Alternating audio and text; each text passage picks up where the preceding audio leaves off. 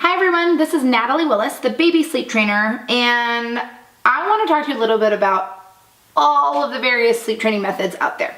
So there are so many methods that I probably couldn't go over them in this video.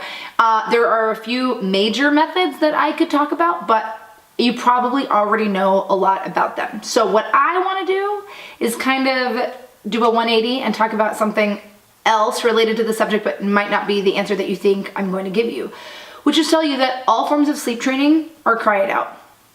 And I think that sleep experts want to say, but this is this method and we do this. And the reason it's not cry it out is because we do this thing and that makes it not cry it out. When in reality, if a sleep training method is legitimate, it always involves some form of taking away the sleep props that your child needs to fall asleep.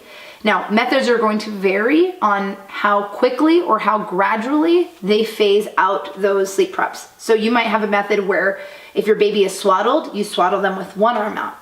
And then several days later, you do the other arm.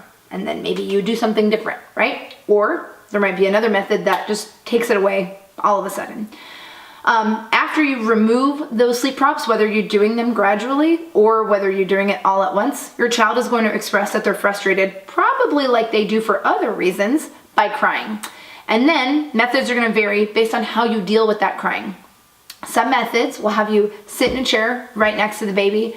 Maybe you'll soothe them with your body. Maybe you won't. Maybe you'll start soothing them with your body, with your hand, I mean. Maybe over time you'll switch to the voice. Maybe over time you'll switch and move away out of the room. That would be a gradual, more hands-on method. I would consider that to be. Other methods are going to say that the crying starts, you're not in the room, you're going to start with a smaller increment of time, you're going to increase that over time. The baby sleep trainer method, which I'm particularly fond of and have created myself, involves the instant extinction of all sleep props and timed checks. But during the checks, we talk about how to know whether or not your child is starting to fall asleep so that your checks don't keep them awake. So imagine if you're trying to fall asleep and then your partner taps you on the shoulder and says, "Did you lock the front door?" And you say, "Yeah, I did lock the front door, and now I'm going to be awake for 20 minutes because I was about to fall asleep. And then you touched me and talked to me." And maybe your baby feels like that because maybe they were about to fall asleep. Anyways, we talk about that in the baby sleep trainer method, which you can watch another video about that if you want to learn more about the baby sleep trainer method. Then the child, in theory, in your method, whatever method of your choosing you're using, will fall asleep. And then they will wake up at night, and methods may vary on how you deal with that crying when they wake up in the middle of the night. Do you employ the same check-in method that you did when they went to sleep? Do you do something a little bit different?